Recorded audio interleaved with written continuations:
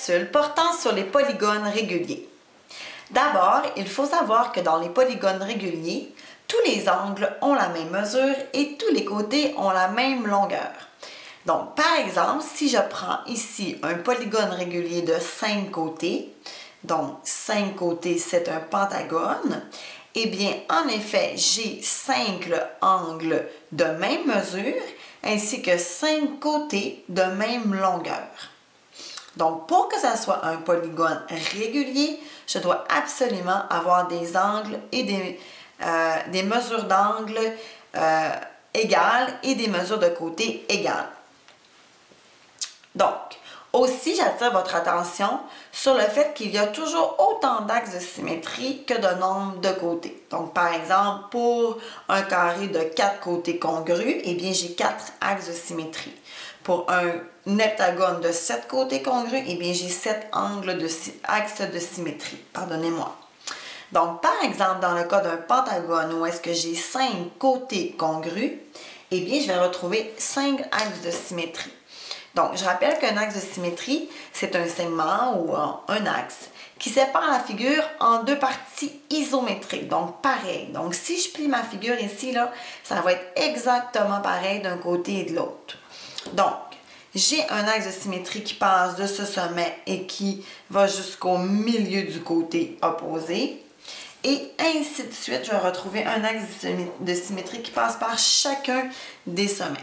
Donc, puisque c'est un pentagone, eh bien, il y a 5 côtés, donc 5 sommets, donc 5 axes de symétrie. Voilà. Maintenant, concernant les formules que nous pouvons utiliser avec les polygones réguliers. D'abord, celle du périmètre. Eh bien, vous savez dans le fond que le périmètre, c'est le contour d'une figure. Et vous êtes capable, dans le fond, de bien calculer le périmètre en additionnant tous les côtés. Mais dans le cas d'un polygone régulier, on peut aussi utiliser la formule suivante. Donc, le P symbolise le périmètre. Le N symbolise le nombre de côtés et le C, la mesure d'un côté. Donc, la formule, dans le fond, c'est le périmètre est égal au nombre de côtés fois la mesure d'un côté. Donc, on va aller pratiquer la petite formule avec un exemple. Voilà. Donc, je vais d'abord réécrire la petite formule. Le périmètre nous est donné par le nombre de côtés fois la longueur d'un côté. Donc, dans la question, on nous demande de trouver le périmètre alors que nous savons que c'est un hexagone. Eh bien, un hexagone, c'est 6 côtés. Donc, je connais le N qui est 6 puisque c'est 6 côtés. Donc, puisque c'est un hexagone régulier, donc on aurait pu le préciser dans le problème, mais si je regarde avec ma règle, je vais m'apercevoir que tous les côtés mesurent 3,8 cm. Donc, chacun des côtés, je vais m'apercevoir qu'il mesure 3,8 cm. Donc, il y a 6 côtés de 3,8 cm et autant que le 6, c'est une variable N, eh bien le 3,8, c'est la variable C. Donc, N pour nombre de côtés 6 et C pour mesure d'un côté 3,8. Donc, si je voulais savoir le périmètre, je pourrais additionner 3,8 plus 3,8 plus 3,8 plus 3,8 plus 3,8 plus 3,8, ce qui me donnerait un périmètre de 22,8 cm. Par contre, étant donné que chacun des côtés ont la même mesure, parce que c'est un polygone régulier, eh bien, je peux aussi aller dire que j'ai 6 côtés, donc le N 6, fois la longueur d'un côté 3,8. Donc, avec ma calculatrice ou à la mitaine, je calcule et je découvre dans le fond que ça me fait un périmètre de 22,8 cm. Donc, oui, je peux additionner chacun des côtés, mais je peux aussi prendre conscience que le côté 3,8 est là 6 fois. Donc, je prends 3,8 et je le multiplie par 6, tout simplement. Maintenant, d'autres notions concernant les polygones réguliers. Eh bien, remarquez, si je m'intéresse ici à un petit triangle, que, dans le fond, j'ai, en fait, d'abord, remarqué qu'il y a autant de triangles qu'il y a de côtés. Donc, j'ai ici un hexagone régulier, donc 6 côtés congrus. Eh bien, je retrouve 6 petits triangles. Et puisque c'est des polygones réguliers, les petits triangles sont toujours des triangles isocèles. Donc, des triangles dont 2 des côtés sont congrus. Donc, ainsi de suite pour chacun des triangles. Et remarquez aussi que dans les triangles isocèles, les angles qui sont opposés aux côtés qui sont congrus sont aussi congrus. Donc, lorsque j'ai des côtés congrus, les angles opposés sont aussi congrus. Ça veut dire isométriques, donc de même mesure. Donc, les notions que vous allez voir concernant les angles.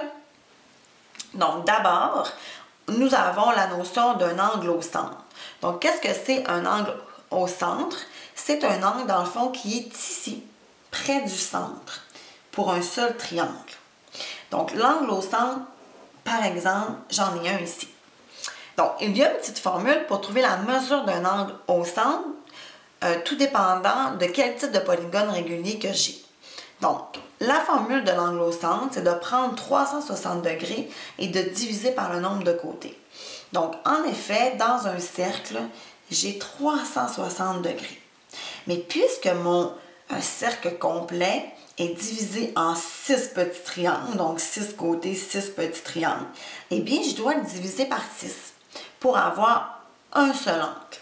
Donc, en effet, la formule me dit, prenez 360, donc un angle plein, un cercle, et divisez-le par le nombre de côtés qui est ici 6. Donc, 6 côtés, 6 petits triangles. Et je trouve dans le fond qu'un angle au centre ici mesure 60 degrés. Donc, chacun des petits triangles a un angle au centre de 60 degrés. Et remarquez que cette formule me donne aussi un angle, la mesure d'un angle extérieur. Qu'est-ce qu'un angle extérieur maintenant? Eh bien, un angle extérieur m'est donné lorsque je prends, dans le fond, la prolongation d'un côté. Donc, je prends ce côté-ci et je le prolonge. Je vais le prolonger en pointillé. Et l'angle extérieur est celui qui est compris entre le côté et la prolongation du côté qui est adjacent. Donc, les deux côtés voisins. Donc, ceci, c'est un angle extérieur.